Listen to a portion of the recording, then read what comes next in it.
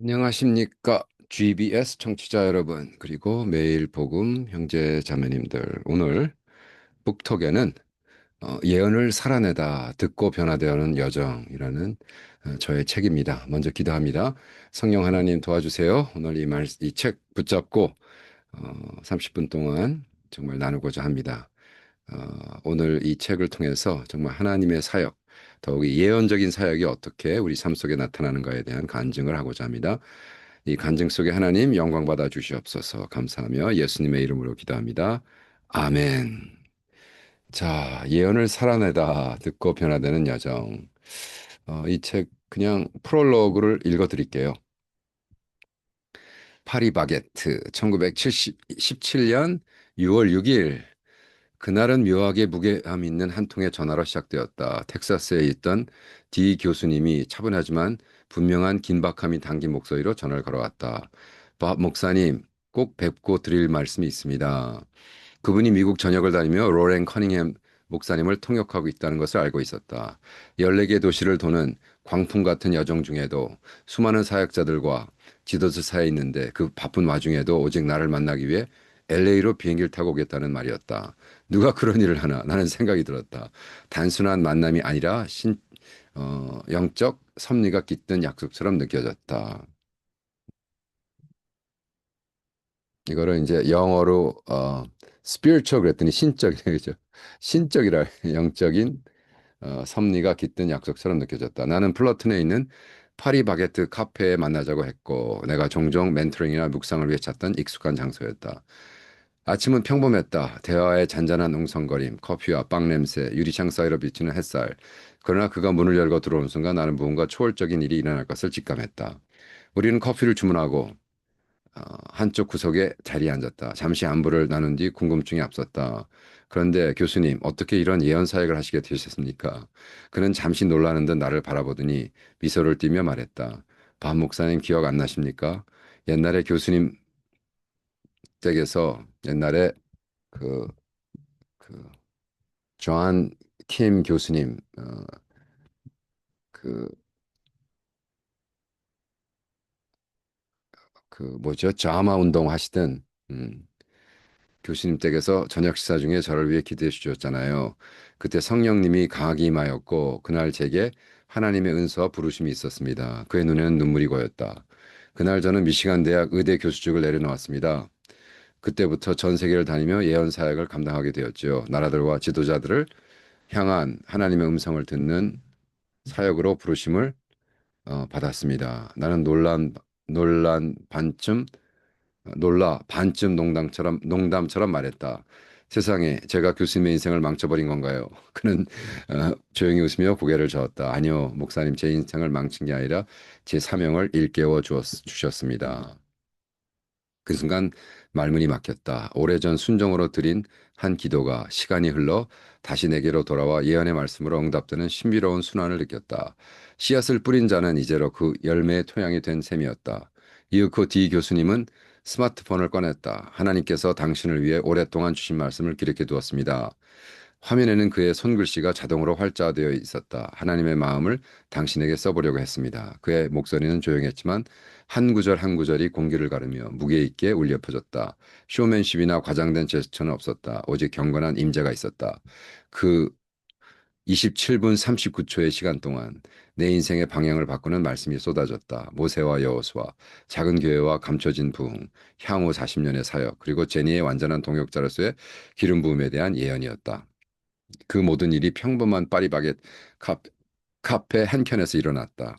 커피와 빵 냄새가 가득했지만 그날 그곳은 재단이 되었다. 예언은 먼 추상적 개념이 아니라 내 삶 속에 살과 피로 들어온 살아있는 사건이 되었다. 수년 뒤 2021년 8월 프놈펜에서 14일의 격리 기간 동안 나는 그 녹음을 다시 들었다. 외출도 분주함도 없는 그 고요한 시간 속에서 나는 그날의 음성을 다시 필사하고 번역했다. 그 과정은 단순한 기록이 아니라 기도였다. 마치 그날의 말씀이 여전히 현재형으로 내 안에서 살아 숨쉬는 듯 했다. 그때 나는 깨달았다. 예언은 예측이 아니라 참여라는 것을. 예언은 미래를 말하는 것이 아니라 이미 쓰여진 하나님의 이야기에 한 발 먼저 들어가는 삶의 방식이다. 진짜 기적은 말씀 그 자체보다 그 말씀에 순종하는 삶 속에서 일어난다. 예언은 추구하는 자에게 임하지 않는다. 조용히 하나님과 동행하며 그분의 때에 마음을 열고 있을 때 하늘이 일상 속으로 침투한다. 그래서 이제 나에게 파리바게트는 더 이상 단순한 카페가 아니다. 그것은 하나님이 한 번 더 자신의 마음을 써내려간 장소다. 친구를 위해, 기억을 통해, 순정을 통해. 그리고 나는 배웠다. 신적 만남은 하나님과의 영적 만남은 우리가 계획하는 것이 아니라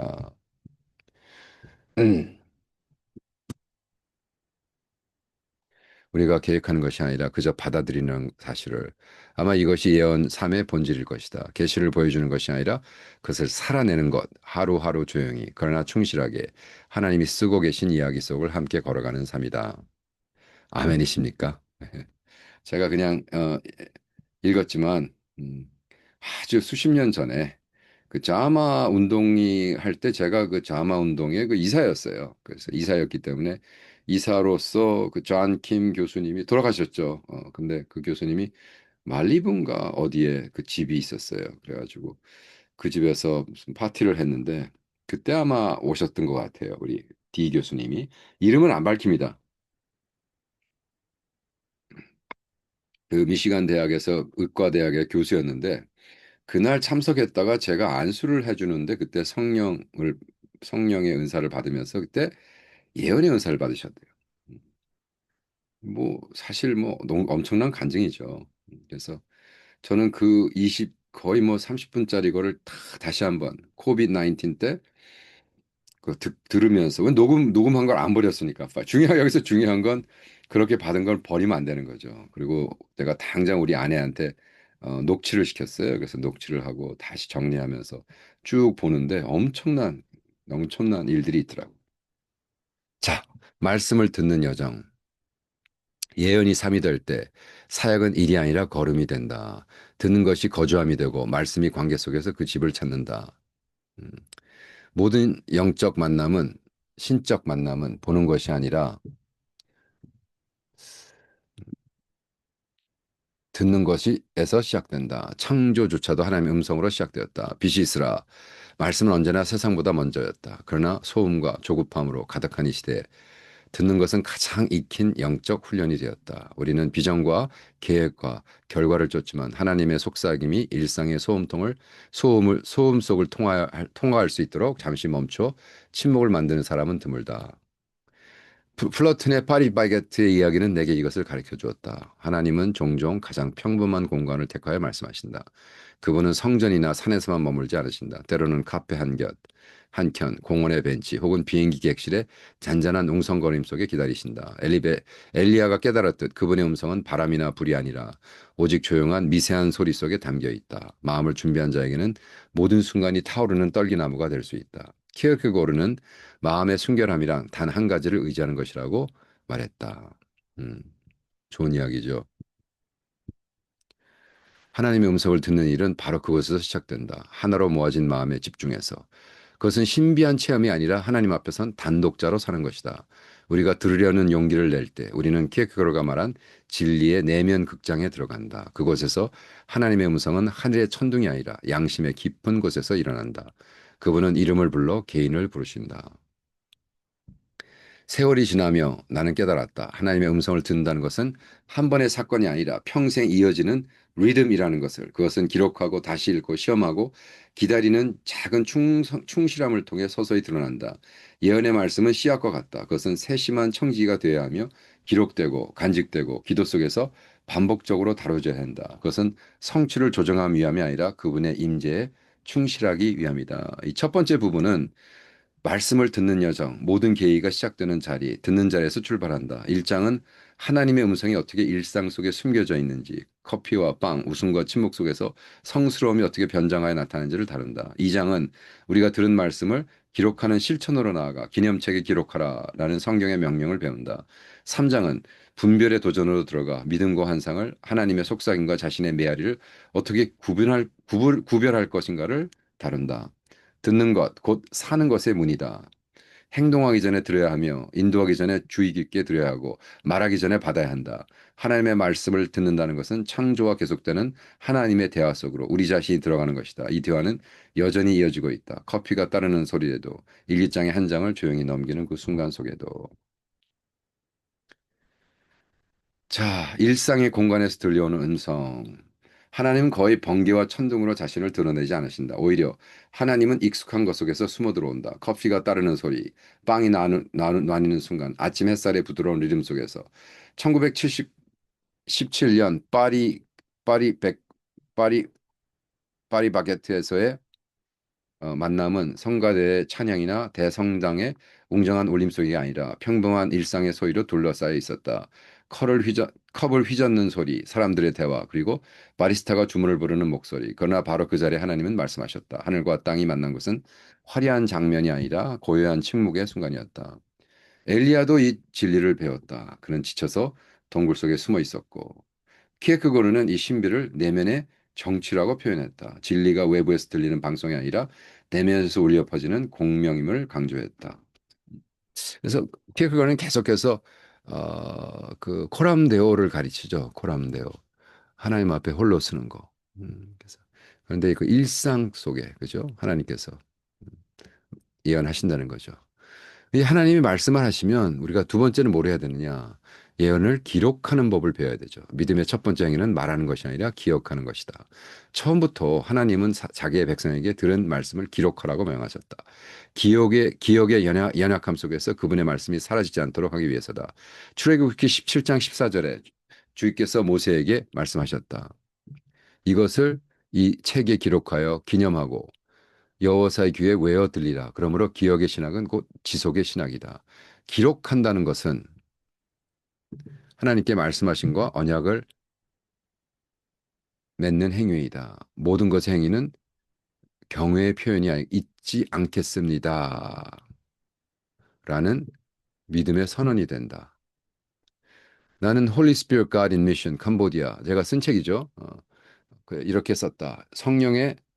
성령은 영광의 순간 속에서만 움직이는 분이 아니라 그분은 기억을 통해서도 움직이신다. 성령은 우리가 기록한 것을 다시 찾아오시고 우리가 잊은 것을 다시 상기시키신다. 이 통찰은 기록이라는 영적 훈련의 기초가 되었다. 예언은 반드시 기록되어야 한다. 그것은 하나님이 잊으실까가 아니라 인간이 있기 때문이다. 여러분, 맞죠? 여러분 다 잊어버리시잖아. 저는 놀라요. 제가 1년에 한 번씩, 한 달에 한 번씩 간증집을 내고 1년에 한 번씩 그걸 모아서 간증집을 내는데 마지막 12월 달에 1년에 한 번씩 그걸 정리를 하면서 정말 12개월 전에 있었던 일을 상기받으면 와 깜짝깜짝 내가 이걸 올해 1월에 했다고. 예. 그러니까 기록이 얼마나 중요한가. 음. 하나님이 잊으실까가 아니라 인간이 있기 때문입니다. 기록은 우리로 하여금 계시에 대해 책임을 지게 하고 인생의 소음이 말씀을 덮으려 할 때 성령님께서 다시 찾아올 수 있는 흔적을 남긴다. 흔적을 남기는 거죠. 여러분의 노트북은 아인슈타인보다 더 똑똑합니다. 같은 책에서 나는 또 이렇게 고백했다. 성령은 잉크와 침묵을 통해 천천히 움직이신다. 선교사는 행동하려 서두르지만 성령은 먼저 기록한 법을 가르치신다. 모든 부흥은 운동이 되기 전에 노트 속에서 시작된다. 이 말은 계시를 기록한 행위가 계시를 받는 일과 분리될 수 없다는 원리를 담고 있다. 기록은 계시의 부속물이 아니라 계시에 참여하는 행위이다. 그래서 예언을 어디다 쓰느냐? 일기에다 쓰고 노트북에 쓰고 그죠? 제가 노트북을 갖고 다니면서 커피 마시는 것도 농하지만 이 정도 두께의 노트를 1년에 딱 2권 정도 씁니다. 그리고 1년에 한 번씩 일기를 쓰고 그러니까 일기는 365장 그죠? 일기와 기도문을 쓰고 여기에는 또 갖고 다니는 노트에는 또 한 200장 정도 되는데 그 노트도 1년에 2권씩 거의 2권 씁니다. 아, 이건 250장짜리 노트네요. 물론 이 중간에 이제 커피를 마시는 게 많으니까. 어쨌든 우리가 기록한다는 게 얼마나 중요한가. 예언을 기록하는 훈련은 영적이며 동시에 실천적이다. 나는 이 여정 속에서 몇 가지 중요한 원칙을 배웠다. 첫째, 즉시 기록하라. 예언이 주어진 맥락, 시간, 함께 떠오르는 감정이나 성경 구절까지 기록하라. 사소한 세부상이라도 훗날의 의미를 지닐 수 있다. 둘째, 모든 것을 시간으로 표시하라. 예언적 계시는 한순간이 아니라 여러 계절을 거쳐 드러난다. 날짜는 하나님의 일하심의 연속성을 추적하게 한다. 우리가 지금 우리 매일 복음에서는 학개설을 했죠. 학개설을 해서 우리가 뭘 했죠? 날짜를 학개서가 나오잖아요. 몇 월 며칠, 다리오 왕 때 몇 월 며칠. 똑같은 얘기입니다. 중요합니다. 셋째, 시간을 두고 분별하라. 즉각적인 결론을 내리지 말고 성령님께서 의미를 다듬으시도록 시간을 들여라. 감정은 종종 말씀의 본질을 흐리게 한다. 넷째, 신실하게 되돌아보라. 예전의 기록을 다시 읽을 때 말씀의 깊이와 성취의 패턴이 드러난다. 반복된 독서 속에 말씀은 새 생명을 얻는다. 그래서 저는 그 데니엘 D 교수가 주신 말씀을 그 저의 캘린더 뒤에 언제나 벌써 2017년도 보니까 그죠? 벌써 10년 동안 뒷부분에 우리 그 D 교수가 한 이야기를 이렇게 글로 해서 쭉 갖고 다니면서 타임 투 타임 읽습니다. 제가 2017년도부터 2057년 40년 사역에 대해서 이야기를 하는데 제가 뒤집어졌어요. 와, 2057년까지 나보러 사역을 하라고. 이 무슨 말이야? 그죠? 그러니까 와, 2057년이면 제가 몇 살입니까? 계산해 볼까요? 네. 지금 갑자기 머리가 안 돌아가요. 그래서 2057년이면요. 2057년 그럼 제가 96살입니다. 저보러 96살까지 사역에 대한 비전을 주셨는데 놀랍지 않습니까? 예언자의 삶은 신비한 체험을 수집하는 일이 아니라 영적 연속을 가르치는 길이다. Holy Spirit God in Mission 캄보디아에서 난 이렇게 썼다. 제가 이제 성령 하나님에 대한 책을 썼는데 거기에 저는 이렇게 썼습니다. 성령은 영혼의 역사가이다. 그분은 하나님이 당신 위에 말씀하는 모든 것을 기억하시며 우리로 하여금 그 기억 속에 동참하게 하신다. 그러므로 기록하는 일은 성령의 기억 속에 기억 사역에 동참하는 행위이다. 키에르케고르는 반복, 레프티션에서 이 진리를 철학적으로 밝힌다. 그 믿음이 한 번의 행위가 아니라 지속적인 되돌아감이라고 가르친다.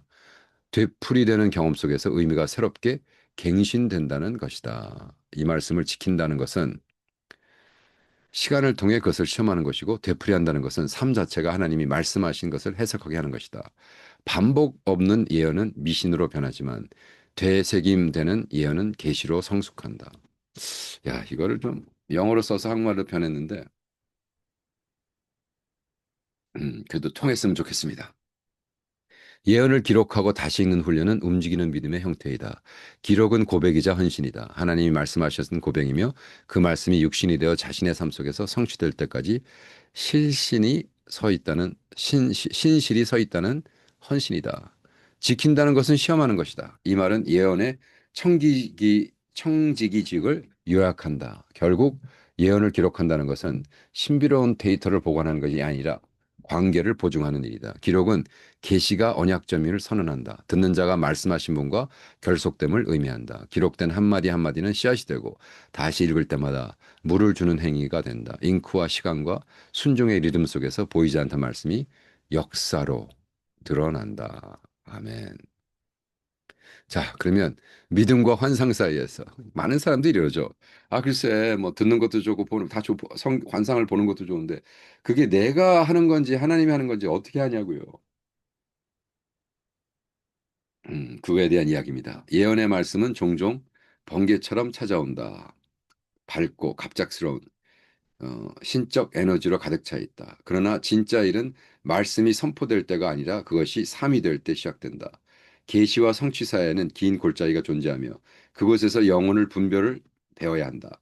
핵심의 질문은 하나님이 말씀하셨는가가 아니라 그분의 뜻을 온전히 이해하기까지 나는 어떻게 신실하게 걸을 것인가이다.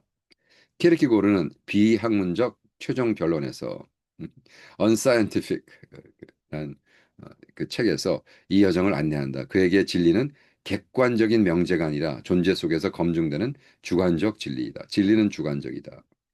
이는 이렇게 말한다. 진리는 주관성이다. 즉 하나님 앞에서 진리는 단순히 들려진 말이 아니라 순종으로 살아낸 때만 진리로 완성된다. 예언도 같은 원리를 따른다. 말씀은 현실의 시험, 시간의 기다림, 믿음의 지속을 통해 통과하기 전까지는 환상에 머문다. 이것이 실제 삶을 지내며 검증될 때 빛으로 진리로 성숙한다. 따라서 분별은 분석의 행위가 아니라 변화의 과정이다. 예언의 말씀은 존재의 도가니 속에서 정렬된다. 순종으로 시험하고 지연 속에서 정화되며 경험을 통해 해석된다. 믿음은 말씀을 들은 순간이 아니라 말씀을 살아내는 인내 속에서 확정된다. 마치 그렇게 된 것처럼 as if 살아가는 것은 이성을 버리거나 허황된 믿음으로 떠도는 것이 아니다. 그것은 언약적 신뢰를 실천하는 일이다. 이해가 계시를 따라오지 못하더라도 신실함을 선택하는 것이다. 키에르케고르가 믿음의 도약이라고 부른 이 태도는 현실의 부정이 아니라 하나님의 가능성을 받아들이는 용기이다. 그것은 하나님께서 말씀하신 대로 행동하면서 즉각적인 증거를 요구하지 않는 태도이다. 이런 의미에서 믿음은 단순한 순진함이 아니다. 그것은 약속과 고통을 같은 손에 붙잡는다. 불확신을 인정하면서도 절망을 거부한다. 기다림 속에서도 무기력에 빠지지 않으며 믿음을 자만으로 바꾸지 않는다. 키에르케고르는 이 긴장을 무한한 체념의 상태라고 부른다. 결과를 통제하려는 마음을 내려놓되 하나님의 선하심에 대한 절대적인 신뢰는 포기하지 않는 상태이다. 음. 이것이 통해야 되는데요. 자, 여기 뭐가 비어 있네요. 자, 2부. 하나님의 말씀을 듣는 것은 은혜이지만 말씀과 함께 걷는 삶. 그죠? 그래서 얼마나 그 말씀이 중요한가. 아, 그 예언에 이런 얘기를 하셨어요. 목사님은 모세와 자슈아, 지팡이와 칼. 그래서 저는 모슈아라고 부르는데 재밌죠? 모슈아. 모세와 자슈아. 네, 저는 모슈아입니다. Moses and Joshua.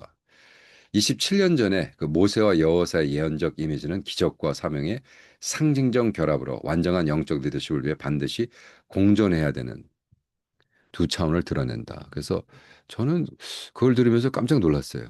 왜냐하면 제가 고민이 그거였거든요. 둘 중에 어느 거지? 근데 양자택일을 할 수가 없더라고요. 둘 다 해야 된다는 거죠.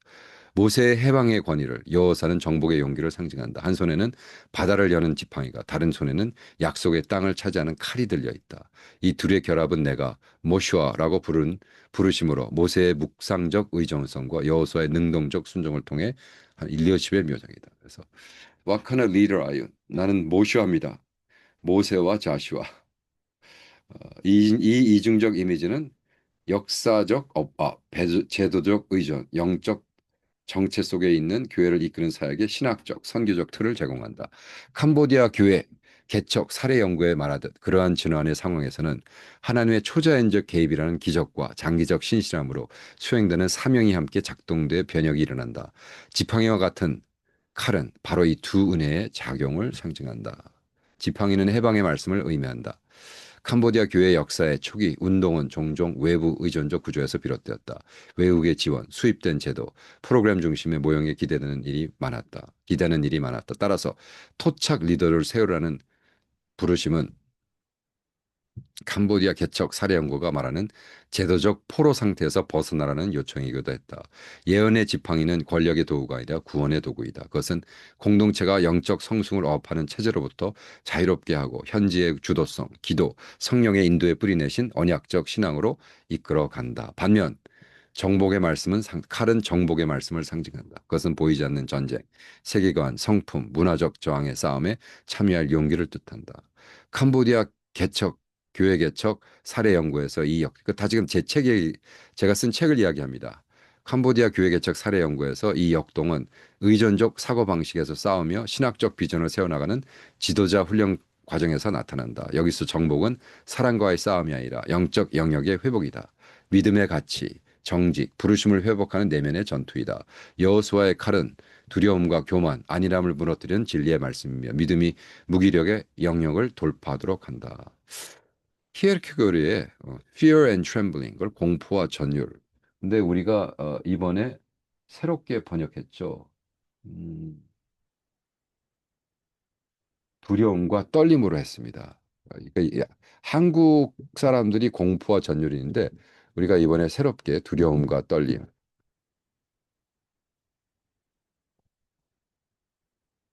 두려움과 키크의 두려움과 떨림은 제가 보여드릴까요? 저희가 지금 세종시의 카리스 아카데미 키크R 리서치를 하는데 이번에 나온 책입니다. 두려움과 떨림. 왜냐하면 그거를 다르게 번역을 했는데 그건 좀 맞지 않다 그래가지고 우리가 이번에 새로 출판했습니다. 두려움과 떨림은 제가 아마 북독을 한 거로 믿습니다. 아브라함이 이해되진 성에도 행동 같은 믿음은 눈에 보이는 결과 없이 걸어가는 자들에게 본이 된다. 특히 탈식민지 성교 맥락에서 리더십은 키에르크고르가 말하는 결과를 통제하지 않는 순종을 요구한다. 신실함은 성공으로 측정되지 않고 내어 맡김으로 평가된다. 모시와는 걷는 리더는 지팡이와 칼, 하나님의 기적에 의존하는 겸손과 믿음으로 싸우는 담대함을 함께 붙들어야 한다. 기적과 사명의 통합은 캄보디아 교회 개척사례 연구의 핵심과 논문과 만든다. 그래서 제가 그때 그 디 교수님이 당신은 모시와 모세와 여호수아를 같이 하는 리더십을 발휘하시라. 그래서 거의 10년 동안 지금 열심히 하고 있는 거죠. 2017년 6월 디 교수가 예언을 선포하던 그날 유독 한 문장이 묘한 무게로 마음에 떴다. 베들레헴 전약으로 가라. 그는 이렇게 말했다. 베들레헴으로 가서 젊은 다윗을 찾아 그에게 기름을 부어라. 이세의 집안이 다음 40년의 왕으로 다윗의 기름 부기를 기다리고 있다. 아무도 주목하지 않고 아무도 모르는 그곳으로 가라. 바로 거기에 내가 가야 할 곳이 있다. 그때 나는 그 의미를 온전히 이해하지 못했다. 그러나 세월이 흐르고 사역이 끝나가면서 쌓여가면서 그 단순하고도 강력한 문구의 의미가 참차 드러나기 시작했다. 그러니까 우리 디 교수가 한 그 예언들이 10년이란 기계를 보니까 그게 이런 이야기였구나. 왜? 성경에서 베들레헴은 결코 위대한 중심지가 아니었다. 유다 족속 중 가장 작은 마을이었고 그것은 목자 다윗이 태어났고 구주 예수께서 오셨다. 베들레헴은 곧 위대함이 감춰진 곳에서 시작되는 신적 역설의 상징이다. 따라서 베들레헴 전략은 따른한 예언은 자금으로 돌아가라. 조그만 거로 돌아가라는 부르심이었어요. 겸손과 갈망 그리고 숨겨진 자의 사내님은 세일을 준비하신다. 그것은 규모의 전략이 아니라 영성의 전략이었다. 너무 놀라운 게 사실 오래전에는 큰 교회 위주로 많이 다녔었거든요. 근데 어느 날 보니까 그냥 뭐 정말 뭐 교인 10명도 안 되고 교인 5명 교회 말도 안 되는 정말 대학생들 코올리게 애들 있는 그런 데 가서 계속 했더라고요. 거의 10년을. 깜짝 놀랐습니다. 디 교수는 계속해서 이렇게 말했다. 핵심 단어는 작은 교회들이다. 겸손하고 갈망하고 숨겨진 가정들이다. 그들이 기다리고 있다. 새 세대가 모든 새로운 부흥과 각성 그리고 변혁을 경험하게 될 것이다. 이 말은 내가 나중에 베들레헴의 원리라고 된 신학적 기초가 되었다. 성령은 주변부에서 가장 강하게 역사하신다. 화려한 무대는 사람의 것이지만 초라한 마법관은 하나님의 것이다. 이 예언적 통찰은 내가 사랑의 실천, Works of Love 여기 보여드릴까요? 이번에 우리가 또 출판한 키어가드 사랑의 실천 Works of Love에서 탐구한 내용과 깊이 맞닿아 있다. 키르케고르는 사랑은 드러남을 구하지 않는다. 사랑은 은밀한 행위 속에 거한다고 말했다. 진정한 사랑과 진정한 부흥은 언제나 보이지 않는 곳에서 시작된다. 그래서 베들라함 전략은 영향이 있는 플랫폼을 찾는 것이 아니라 보이지 않는 신실함을 기르는 것이다. 그것은 세상에 주목을 받지 못한 자들, 평범한 가장 작은 교회, 인정을 구하기보다 하나님의 임재를 기다리는 신실한 종들의 마음에서 시작된다. 이 책은 진짜로 제대로 나누면 한 1, 2, 3부가 돼야겠죠. 근데 그렇게는 안 하겠습니다. 아직도 나눌 책들이 많아서. 어, 언제 기회가 되시면 아마존에서 팔고 있습니다. 킨들북으로도 팔고 있고 또 한번 그냥 공짜로 읽고 싶으시면 그 아카데미아.edu라는 데 가시면 있습니다. 다 저는 거의 200개 되는 책을 공짜로 다 띄워놨습니다. 그래서 여러분 한번 보시고 우리 GBC 청취자님들도 제가 유튜브에 닥터 바보 DRBOBOH TV 거기서 지금 매일 복음이란 걸 하고 있습니다. 음, 궁금하시면 와서 보시고 어, subscribe 해주시고 매일 성경 저희가 지금 어, 말라기 제가 주석을 쓴 걸 가지고 계속 공부하고 있습니다. 방질 목사님 주석 갖고요. 자, 다음 북톡에 또 뵙겠습니다.